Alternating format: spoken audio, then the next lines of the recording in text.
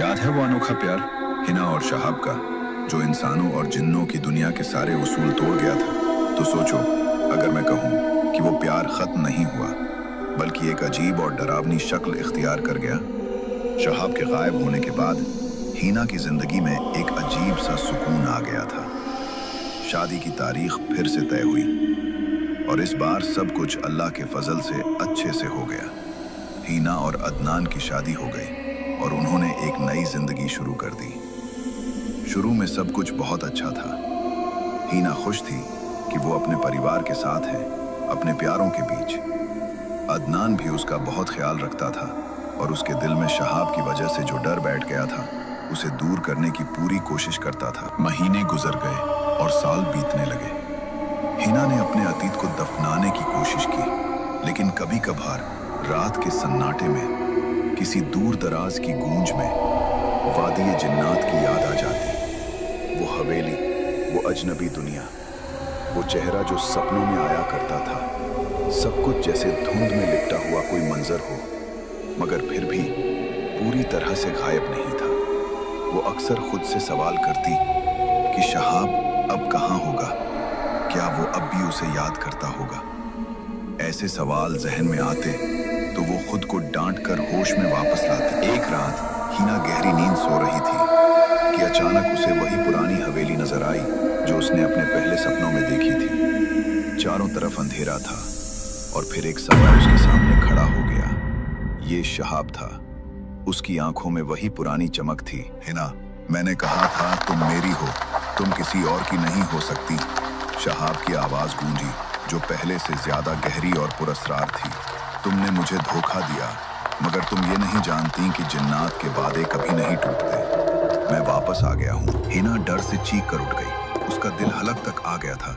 वो बिस्तर पर बैठ गई। वो पसीने में भीगी हुई थी। ये सिर्फ एक सपना नहीं था। उसे महसूस हुआ जैसे शहाब सचमुच उसके कमरे में मौजूद है। इस सपने के बाद हिना की जिंदगी फिर से बदल गई। उसे हर वक्त किसी की मौजूदगी का एहसास होने लगा।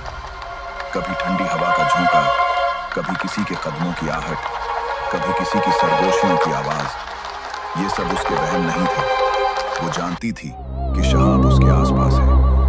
वो घर में अकेली होती तो उसे लगता जैसे कोई उसे देख रहा है। उसका रंग फिर से जर्द पड़ने लगा और आंखों के नीचे काले घेरे बन गए। अदनान और उसके माँ बाप ने उसकी हालत देखी तो परेशान हो गए। एक रात नींद में वो एक और चेहरा देखती है। वो सलमा थी, वही बूढ़ी औरत जो उसे वादी जिन्नात की छत पर मिली थी। उसका चेहरा पहले से ज्यादा संजीदा और फिक्रमंद था। वो उसे खबरदार करने आई थी। खतरा पहले से बढ़ चुका था। शहाब ने अब किसी और की मदद ली थी, जो खुद जिन्नों का सरदार था। उसकी ताकत शहाब से कहीं ज्यादा थी और उसकी नीयत ज्यादा खौफनाक। वो सिर्फ हिना को वापस नहीं लाना चाहता था, बल्कि इंतकाम लेना चाहता था। हिना फिर से चीख कर उठी। सलमा की ये बात उसके दिल में उतर गई और उसे एहसास हुआ कि ये मामला पहले से कहीं ज्यादा संगीन है। हिना की हालत देखकर और घर में अजीबोगरीब घटनाएं बढ़ने पर बाबा जी को दोबारा बुलाया गया। उन्होंने हिना की बात सुनी और परेशानी से सर हिलाया। ये बहुत बड़ा खतरा है बेटी। शहाब ने वाकई किसी बहुत ताकतवर जिन की मदद ली है। बाबा जी ने फौरन अपने पुराने तावीज और किताबें निकाली। उन्होंने घर के चारों तरफ हिफाजती घेरा बनाने की कोशिश की और कुछ खास आयतें और कलिमात पढ़ना शुरू किए। जैसे ही बाबा जी ने अपना अमल शुरू किया, घर में अजीबोगरीब चीजें होने लगीं। हवा में एक तेज बदबू फैल गई, बिजली के बल्ब जगमगाने लगे और दीवारों से ऐसी आवाजें आने लगीं जैसे कोई उन्हें खुरच रहा हो। हिना के माँ बाप और अदनान डर कर एक कोने में सिमट गए। बाबा जी पूरी ताकत से अपना अमल जारी रखे हुए थे। उनके माथे पर पसीना चमक रहा था। घर के बीचों बीच एक तेज रोशनी चमकी।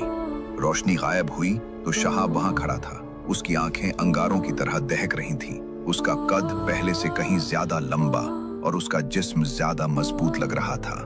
उसके चेहरे पर एक खौफनाक मुस्कुराहट थी। तुम सब जो कर सकते हो कर लो। शहाब की गूंजदार आवाज पूरे घर में गूंजी। हिना सिर्फ मेरी है, मैं उसे यहाँ से लेकर जाऊंगा। तुम सब ने मुझे धोखा दिया और अब तुम सब इसकी कीमत अदा करोगे। बाबा जी ने कुछ कलिमात पढ़ना शुरू किए। तुम यहाँ से नहीं जा सकते शहाब, मैं तुम्हें ऐसा नहीं करने दूंगा। शहाब हंसा, तुम्हारी ताकत अब मेरे सामने कुछ नहीं। उसने एक हाथ से इशारा किया और बाबा जी की आवाज धीमी पड़ गई। बाबा जी एक झटके से पीछे गिरे, उनका चेहरा पीला पड़ गया। शहाब ने हिना की तरफ देखा। हिना, तुम इन सबसे आखिरी बार मिल लो, मैं तुम्हें लेकर जाऊंगा, या तो तुम्हारी मर्जी से या इन सबको मारकर। हिना के माँ बाप और अदनान ने चीखना चाहा, मगर उनकी आवाजें गले में ही घुट गईं। वो बेबस थे। शहाब ने एक और जोरदार गूंज की और फिर एक तेज रोशनी के साथ वो गायब हो गया, मगर हिना अभी भी वहीं खड़ी थी। शहाब के इस तरह सबके सामने आकर गायब होने के बाद घर में डर का आलम छा गया। बाबा जी बेहोश हो गए थे और उन्हें होश में लाने में काफी वक्त लगा। उनकी हालत देखकर सबको यकीन हो गया कि अब कोई उम्मीद नहीं है। शहाब ने अपना वादा पूरा करना शुरू कर दिया। घर में हर रोज कोई न कोई नया हादसा होता।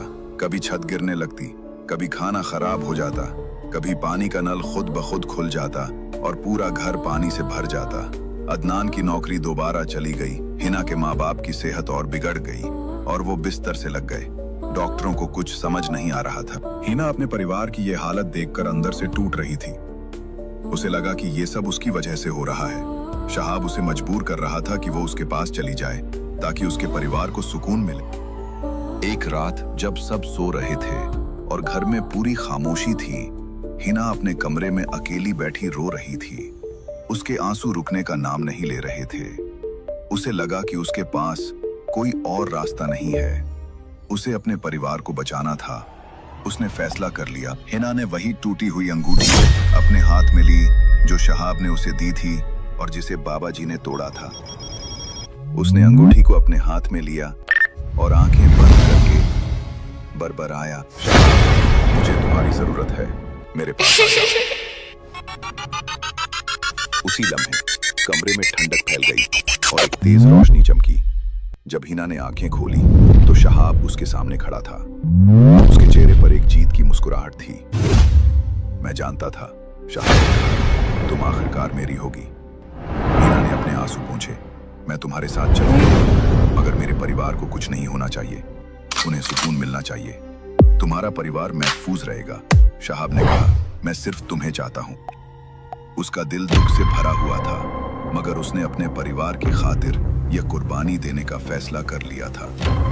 शहाब ने हिना का हाथ पकड़ा और एक तेज रोशनी चमकी। हिना ने आंखें बंद कर ली। जब उसने आंखें खोली तो वो वादी जिन्नात में थी। इस बार ये वादी पहले से ज्यादा रोशन और खूबसूरत लग रही थी, जैसे शहाब ने उसे हिना के लिए खास तौर पर सजाया हो। खुश आमदीद मेरी मालिका, शहाब ने कहा। हिना ने अपने चारों तरफ देखा। वो अब शहाब की दुनिया में थी, हमेशा के लिए। उसकी आंखों में आंसू थे, मगर उसके दिल में एक अजीब सा सुकून भी था कि उसने अपने परिवार को बचा लिया था। शहर में सुबह हुई तो हिना अपने कमरे में नहीं थी। उसके माँ बाप और अदनान परेशान हो गए, मगर इस बार कोई हादसा नहीं हुआ। घर में सुकून था। सब हैरान थे कि ये सब कैसे हुआ और हिना कहाँ गई। अदनान हिना के कमरे में बैठा था। उसके खाली बिस्तर को देख रहा था। उसका दिल दुख से भरा हुआ था। अचानक उसकी नजर तकिए के नीचे पड़ी। वहां एक तह किया हुआ कागज पड़ा था। उसने कांपते हाथों से उसे उठाया। ये हिना की लिखावट थी। मेरे प्यारे अदनान, जब तुम ये खत पढ़ रहे होगे, मैं तुम्हारे साथ नहीं होंगी। मुझे माफ कर देना कि मैं तुम्हें बताए बगैर चली गई। मेरे पास कोई और रास्ता नहीं था। शहाब ने हमारे परिवार को बहुत नुकसान पहुंचाया और वो रुकने वाला नहीं था। मैंने ये सब तुम्हारी और हमारे परिवार की हिफाजत के लिए किया है। मैं शहाब के साथ जा रही हूँ ताकि तुम सब महफूज रहो। मुझे नहीं मालूम कि मैं कब वापस आऊंगी या कभी आऊंगी भी या नहीं, मगर मुझे यकीन है कि मेरी इस कुर्बानी से तुम सब की जिंदगी में सुकून आ जाएगा। मैं तुम्हें बहुत याद करूंगी अदनान। तुम बहुत अच्छे हो और मैं तुम्हें हमेशा प्यार करूंगी। मेरे माँ बाप का ख्याल रखना। उन्हें बताना कि मैं ठीक हूँ और उन्हें परेशान होने की जरूरत नहीं। अगर आपको ये वीडियो पसंद आई तो हमारी इस वीडियो को लाइक जरूर करें और चैनल को सब्सक्राइब करें, साथ ही साथ बेल आइकन को भी दबाएं।